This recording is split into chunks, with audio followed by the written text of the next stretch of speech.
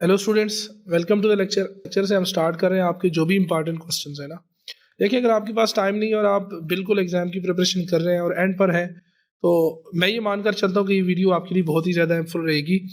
क्योंकि वजह ये है कि मैंने पास्ट पेपर्स को देखा है, स्टडी किया और वो आपके साथ यहाँ पर शेयर भी की, और उन सबको देख कर मैंने आपके लिए 10 MCQs और बहुत ही इंपॉर्टेंट जो 10 क्वेश्चन है वही बना लिए हैं। अगर मेरा ये मानकर चल रहा है कि अगर आप इनको अच्छे से लर्न कर लेते हो, अंडरस्टैंड कर लेते हो, इनके पीछे की सारी लॉजिक देख लेते हो, तो आप क्वेश्चन पेपर में आप अच्छे से परफॉर्म कर पाओगे। और दूसरी बात, आपको पता ये चल जाएगा कि ये वाला जो चैप्टर है हमारा चैप्टर नंबर 1, इसकी इंपॉर्टेंस कितनी। अगर सबसे पहले हम 2024 का पेपर है अहमदाबाद बोर्ड का, ये आपके सामने शेयर किया गया है। यहाँ पर आप देखें तो आपके पास 3 MCQs आए हैं आपकी चैप्टर नंबर 1 से, और एक क्वेश्चन आया है।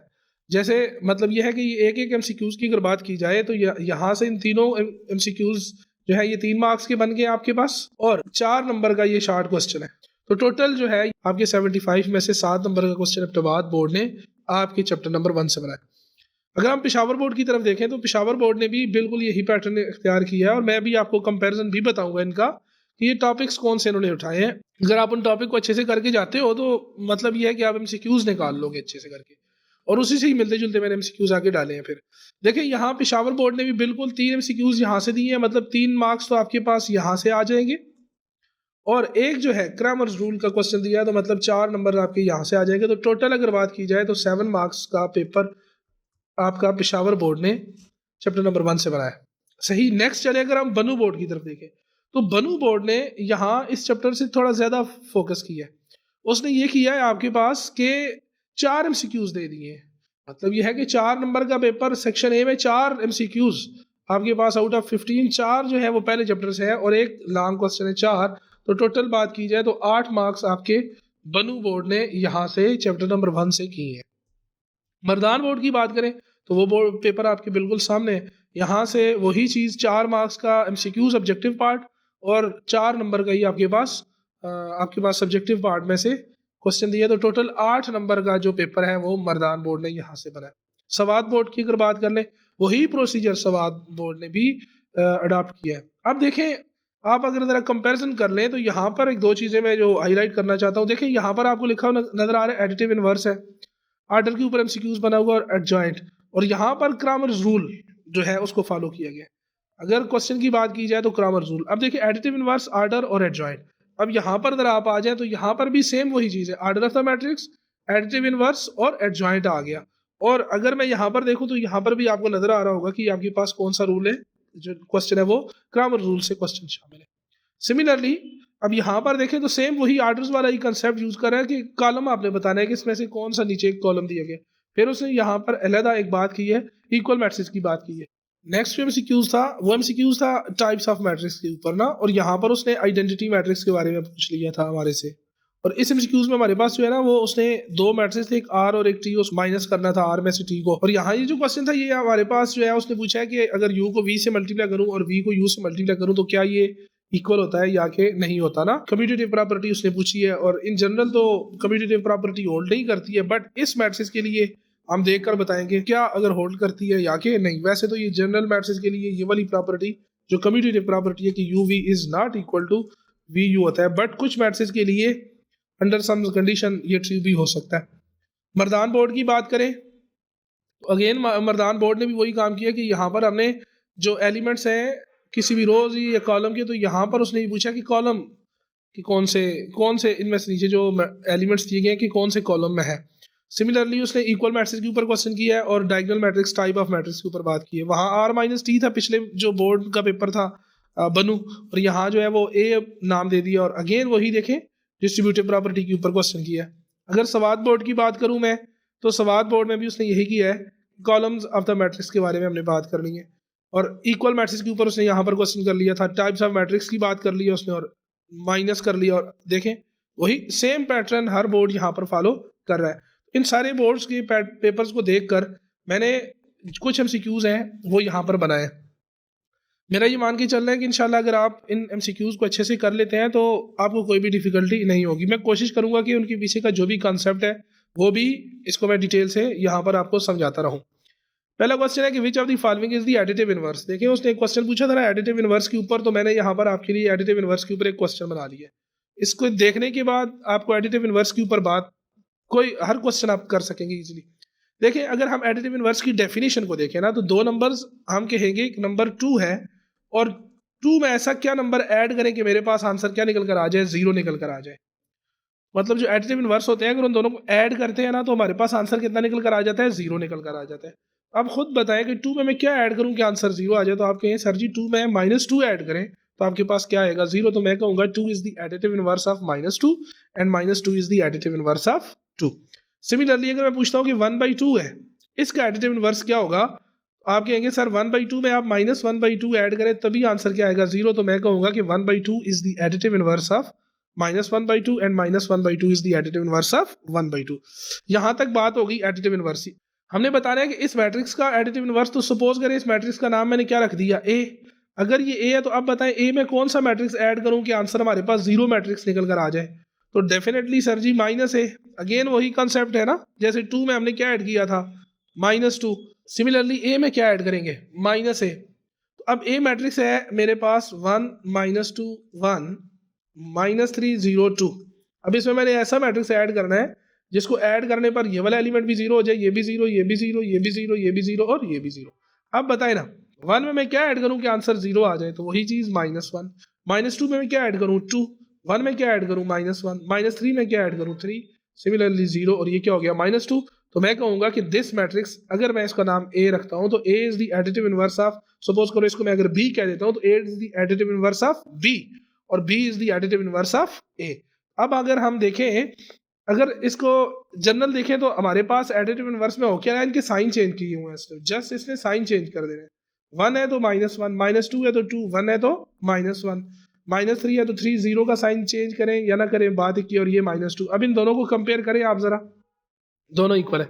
अब इसमें से कौन सी ऑप्शन ठीक है, देखें a -1 2 -1 3 0 2। यहाँ पर -2 था और यहाँ पर क्या है 2, और अगर हम इन दोनों को ऐड करते हैं 2 और ये वाला 2 ऐड होकर 4 होता है, हमें 0 चाहिए, यहाँ पर 0 चाहिए ना, इट मीन्स कि ये वाला मैट्रिक्स तो नहीं है। सिमिलरली ये 2 नहीं हो सकता। देखिए -1 है, 2 है, -1 -1 2 -1 3 0 -2 3, हाँ ये वाला आपके पास मैट्रिक्स निकल कर आ गया। अगर डी की बात करें तो ये आपके पास एडिटिव आइडेंटिटी मैट्रिक्स है। चलिए नेक्स्ट क्वेश्चन के ऊपर चलते हैं। आर्डर के ऊपर क्वेश्चन कर लेगा हमसे। आर्डर ऑफ मैट्रिक्स का फार्मूला अगर मैं लिखूं तो किसी भी मैट्रिक्स में मानकर चलो नंबर ऑफ रोज कुछ है तो मैं लिखता हूं नंबर ऑफ रोज, और जितने भी नंबर ऑफ कॉलम्स है, लेट्स से उसमें कुछ भी नंबर ऑफ कॉलम्स है, तो जो आर्डर का फार्मूला होता है वो होता है number of rows by number of columns. मान के चलते हैं मेरे पास एक मैट्रिक्स है, लेट्स से ए एक मैट्रिक्स है 1 2 एंड 3। अब देखेंगे तो ये इसकी रो 1 है, ये इसकी रो 2 है और ये इसकी रो 3 है। इसमें जो रोज हैं और जो कॉलम्स हैं उनकी तादाद कितनी है, 1। इसमें रोज 3 है और कॉलम 1 है, तो यहाँ पर जिसका आर्डर होगा वो क्या हो जाएगा, 3/1। तो ये फार्मूला आपने याद रखना है आर्डर के बारे में। क्या होता है जी, नंबर ऑफ रोज हमने पहले लिखने हैं बाई नंबर ऑफ कॉलम्स। अब बारी बारी हम इन सब को देखते हैं। रो मैट्रिक्स कैसा होता है, इस तरह का मैट्रिक्स होगा, एक ही रो में ऐसे एलिमेंट होंगे, जैसे 1 2 3 4 ऐसे भी हो सकता है। 1 2 ये भी आपके पास एक रो मैट्रिक्स है, ए बी सी डी ये भी आपके पास एक रो मैट्रिक्स है।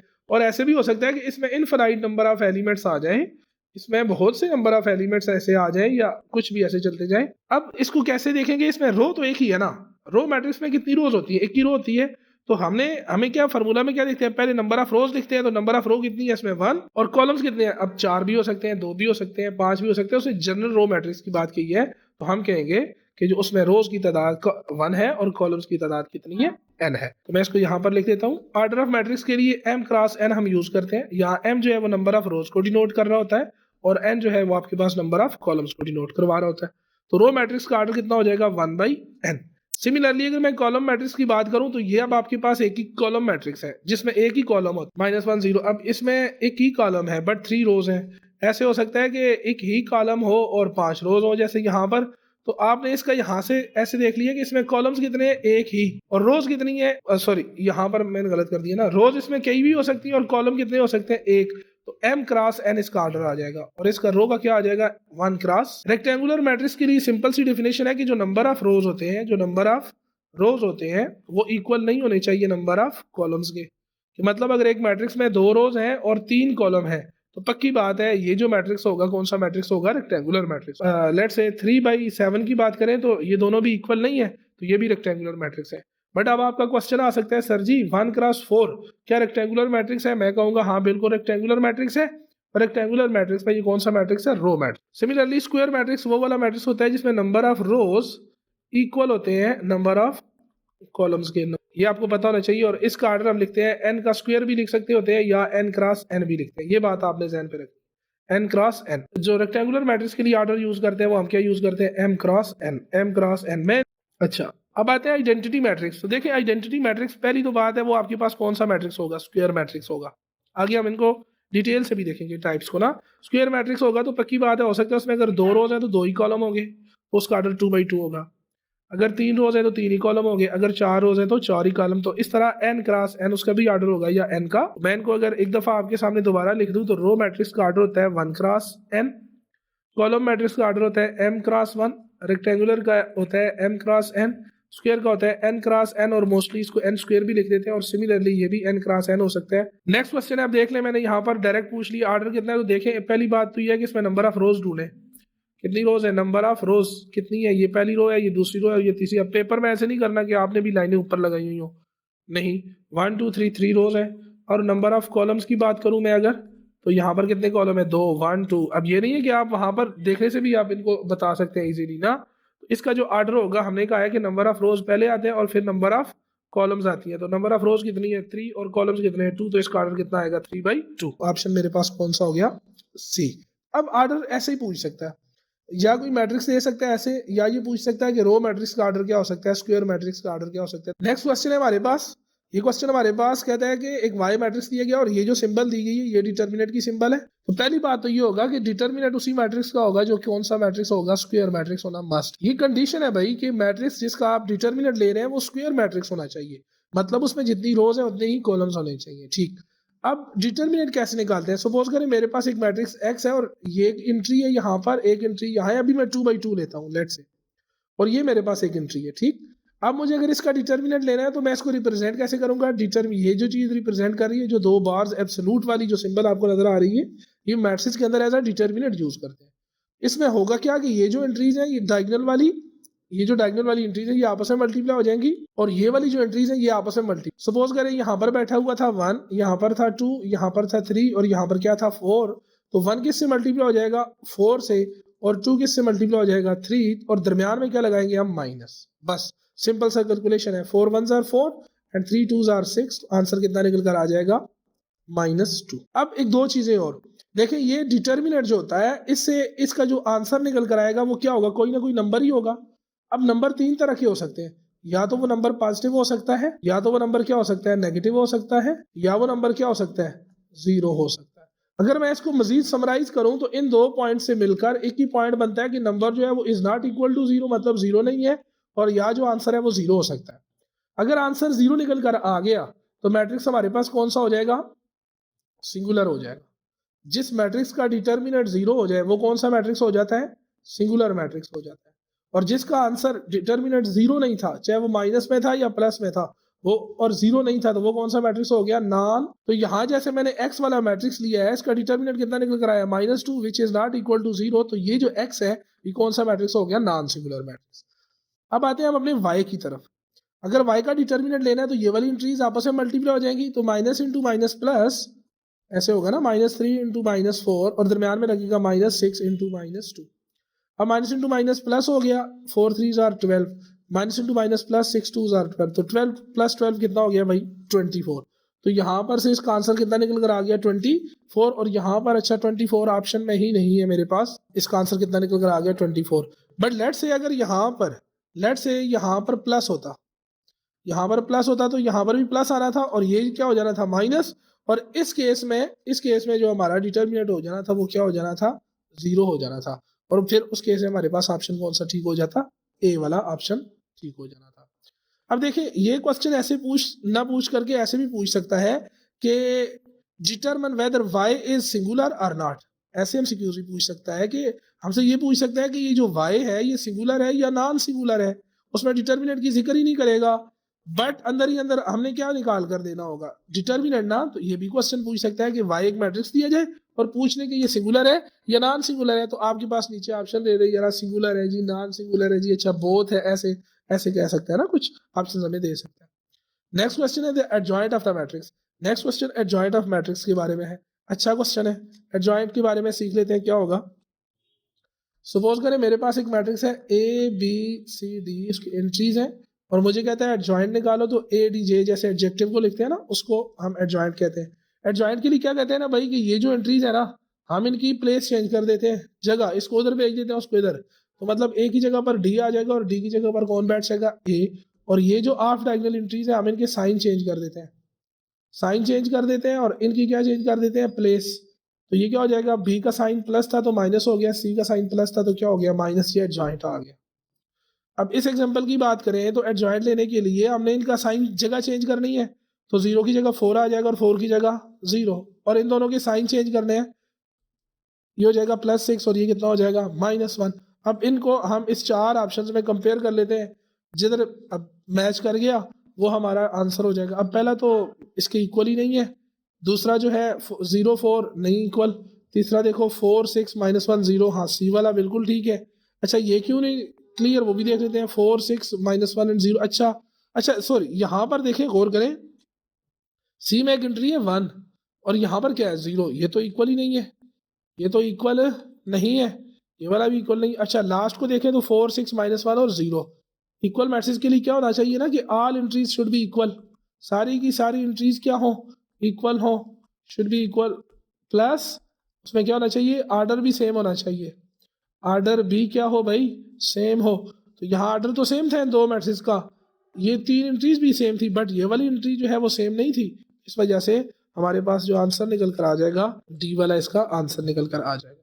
नेक्स्ट क्वेश्चन है ट्रांसपोज के बारे में, मैक्सिमम यही तो पूछ सकता है कि ट्रांसपोज क्या होता है। तो पहले ट्रांसपोज को सीख लेते हैं। सपोज करें एक एक्स मैट्रिक्स है और 2 7 5 और 1 एक उसकी एंट्रीज है, तो मुझे कहता है कि ट्रांसपोज ऑफ एक्स, तो एक्स टी ऐसे भी लिख सकते हैं या स्मॉल टी भी लिख सकते हैं, मोस्टली बुक्स में डैश भी लगा सकता है, इनमें से कोई भी नोटेशन कर सकता है।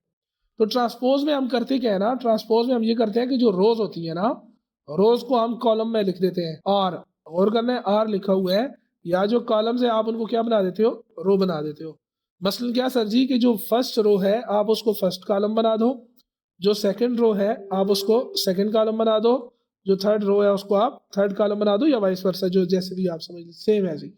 तो अब इसमें पहली रो है 2 7, तो इसको पहला कॉलम बना दो 2 7, दूसरी रो है 5 1, तो इसे दूसरा कॉलम बना दो 5 1, ये आपके पास इसका ट्रांसपोज निकल कर। अब हम अपने क्वेश्चन की तरफ अगर देखें, अपने क्वेश्चन में जो हमें दिया गया है, तो इसका जब ट्रांसपोज लेंगे तो पहली रो को पहला कॉलम बनाएंगे तो 2 -1 हो जाएगा, दूसरी रो को दूसरा कॉलम बनाएंगे तो क्या बन जाएगा 3 और 7, और अब इनको कंपेयर कर लें तो ये इक्वल नहीं है, ये भी इक्वल नहीं है, और ये मेरे पास सी वाला ऑप्शन है, इसका क्या हो जाएगा 2 3 -1 एंड सी मेरे पास निकल कर आ सकता है। सही। नेक्स्ट क्वेश्चन है which of the following element represents one of the column of the matrix. Entries दी गई है, पूछता है कि इनमें से कौन सी एंट्रीज किस कॉलम में है। 11 6 6 किसी मैट्रिक्स कॉलम की एंट्री है, 11 6 और 5 है, लेकिन ये नहीं हो सकती क्यों, उसने कहा है कि पहले किसी भी कॉलम में ये सारी एंट्रीज हो, और ये सारी एंट्रीज किसी भी कॉलम में नहीं है। नेक्स्ट है 9 -5 6, 9 -5 6 बिल्कुल ये वाली एंट्री है, बी वाला ऑप्शन। अच्छा 6 -5 4, 6 तो है ही नहीं, 3 4 माइनस नहीं, तो मेरे पास जो ऑप्शन निकल कर आ गया 9 -5 6 हो गया। ठीक। अच्छा गौर करें, अगर सी वाले में ऑप्शन को देखो तो सी ऑप्शन है 6 -5 4, वो ये रो है, मुझसे उसने रो के बारे में नहीं पूछा, मुझसे उसने किसके बारे में पूछा था, कॉलम के बारे में, तो मैं जस्ट अपना वही आंसर दूंगा जो क्वेश्चन की रिक्वायरमेंट है। आई होप सो कि ये भी क्लियर हो गया। अच्छा यहाँ पर एक और क्वेश्चन मेरे माइंड पे आ गया, मैं वो बता देता हूँ। सपोज करो ये मैट्रिक्स का नाम था एक्स, और मुझसे पूछ लेता है कि x3 2 किसके बराबर है। यहाँ पर नीचे एलिमेंट्स दे देता है तो लिखी हुई, तो पूछ लेता कि इसमें x3 2 वाली एंट्री कौन सी है, तो भाई 3 2, इसको जरा गौर करो, तो ये जो पहला नंबर है ये रो के बारे में बताएगा, और जो 2 है ये दूसरा जो नंबर होगा वो कॉलम के बारे में बताएगा। तो इस एलिमेंट को ढूंढने के लिए मुझे कौन सी रो के पास जाना पड़ेगा, तीसरी रो के पास जाना पड़ेगा। कॉलम कौन से पास जाना पड़ेगा, दूसरे कॉलम के ऊपर। तो कौन सा नंबर मेरे पास निकल कर आया, 6 निकल कर आ गया। फॉर एग्जाम्पल अगर मुझे यही पूछ लेता कि x1 2, तो कौन से कॉलम रो को देखूंगा, पहला, कॉलम कौन सा देखूंगा, दूसरा, मेरे पास कौन सा एलिमेंट आ गया, 9। नेक्स्ट क्वेश्चन है फॉर द मैट्रिक्स, दो मैट्रिक्स मुझे दिए गए और कहते हैं कि कौन सी प्रॉपर्टी नीचे होल्ड करती है। देखें ये लिखा हुआ है a - b = b - a, बिल्कुल ट्रिवियल, सेटिस्फाई नहीं करती, कभी सेटिस्फाई नहीं कर सकती। कैसे, देखें 2 में से 3 निकालो तो क्या आंसर आएगा, -1, और 3 में से 2 निकालो तो 1, क्या ये दोनों इक्वल है, नहीं इक्वल ना, तो ये तो इक्वल हो ही नहीं सकते हैं। ठीक है। Commutative property with respect to subtraction not holds, subtraction के हिसाब से कम्यूटेटिव प्रॉपर्टी होल्ड नहीं करती है। सेम इसी के साथ भी केस है कि ए बी बी ए के बराबर इन जनरल नहीं होता, इन जनरल ये नहीं होता, in general it is wrong, it is wrong, ये ऐसा नहीं हो सकता।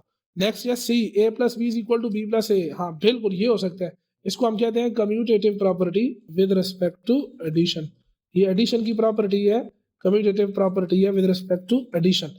अच्छा ऑल ऑफ दीज, तो ये भी गलत हो गया, तो यहाँ से कौन सा ऑप्शन निकल कर आ गया, सी वाला ऑप्शन।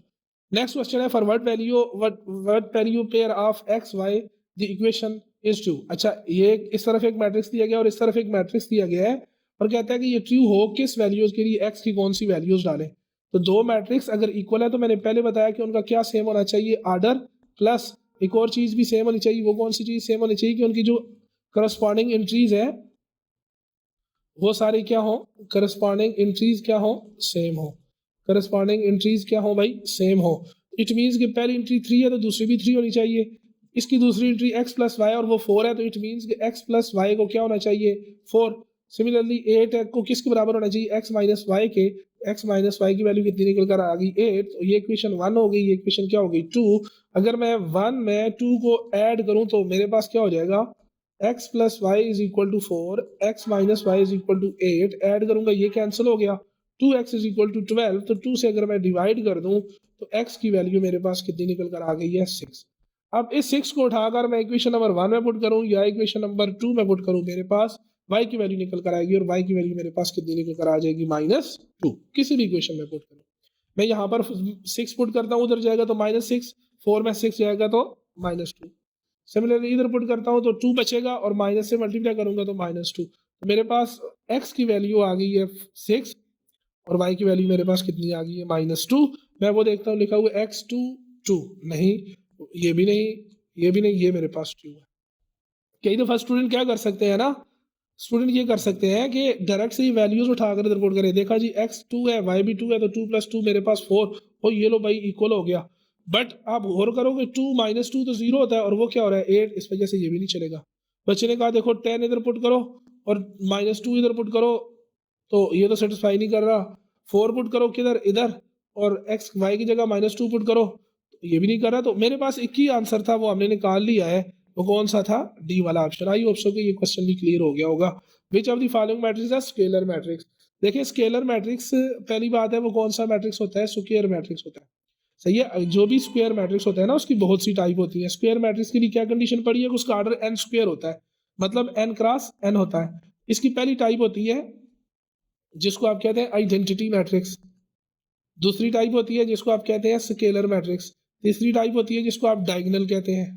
अच्छा और भी बहुत सी टाइप्स हैं, बट आप ये देख लें डायगोनल आइडेंटिटी मैट्रिक्स में जो डायगोनल वाले एंट्रीज होते हैं, जो डायगोनल वाली एंट्रीज होती है वो क्या होती है 1, और जो ऑफ डायगोनल एंट्रीज होती है वो सारी की सारी क्या होती है 0। अच्छा स्केलर को अगर मैं यहाँ पर बता दूं, स्केलर के लिए भी जो डायगोनल एंट्रीज होती हैं वो सेम होती हैं और ऑफ डायगोनल एंट्रीज क्या होती हैं 0 होती हैं। अब ऑफ डायगोनल एंट्रीज कौन सी है, ये देखें ऐसे, फॉर एग्जांपल 3 0 4 और 5 लेट से, तो ये जो होता है ये आपके पास डायगोनल होता है और ये जो होता है ये आपके पास ऑफ डायगोनल होता है, ठीक है जी। तो स्केलर मैट्रिक्स के लिए क्या होगा कि उसका जो डायगोनल वाले एलिमेंट्स हैं वो सारे के सारे सेम हो गए। अगर इधर 3 है तो इधर भी कितना होना चाहिए 3, अगर इधर 4 है तो यहाँ भी कितना होना चाहिए 4, और ये वाली एंट्रीज क्या होनी चाहिए 0। और डायगोनल मैट्रिक्स के लिए ये हो सकता है कि जो डायगोनल वाला एलिमेंट है वो इज नॉट इक्वल टू 0, सारे का सारा 0 ना हो, और ये वाली जो एंट्रीज है ये सारी की सारी क्या हो 0 हो। अब हम इसको अगर यहाँ पे अप्लाई करें तो मेरे पास ये वाला जो मैट्रिक्स है ये तो आइडेंटिटी मैट्रिक्स है। हमने भी कहा है कि जो डायगोनल एंट्रीज है अगर वो 1 है और ऑफ डायगोनल एंट्री 0 है तो वो तो हो गया आइडेंटिटी। अब इसको देखें ऑफ डायगोनल एंट्री सारी क्या है 0 और एक डायगोनल ही है जिसको हम मेन डायगोनल भी कहते हैं, वो नॉट 0 है लेकिन सेम भी नहीं है 2 2। अगर इधर भी 2 होता तो मैं इसको कौन सा मैट्रिक्स कह देता, ये तो स्केलर मैट्रिक्स था, बट ये सेम नहीं है तो ये कौन सा मैट्रिक्स हो गया डायगोनल मैट्रिक्स। अगर इसकी बात करें तो ऑफ डायगोनल 0 है और ये डायगोनल वाली सारी एंट्री 0 नहीं है तो ये भी आपके पास कौन सा मैट्रिक्स हो गया डायगोनल। तो हमसे उसने कौन सा मैट्रिक्स पूछा था स्केलर के बारे में, स्केलर तो यहाँ पर कोई मैट्रिक्स ही नहीं है, इसका ऑप्शन क्या हो जाएगा none of this, none of this. I hope so कि यहाँ तक आपको एमसीक्यूज के बारे में जितनी भी इंफॉर्मेशन दी है वो सारी की सारी क्लियर हो गई होगी। अब मैं नेक्स्ट पार्ट जो होगा इस वीडियो का उसमें मैं इंपॉर्टेंट जो क्वेश्चन है उनके बारे में डिस्कशन करूंगा। आई होप सो कि ये सारे क्वेश्चन आपको क्लियर हुए होंगे।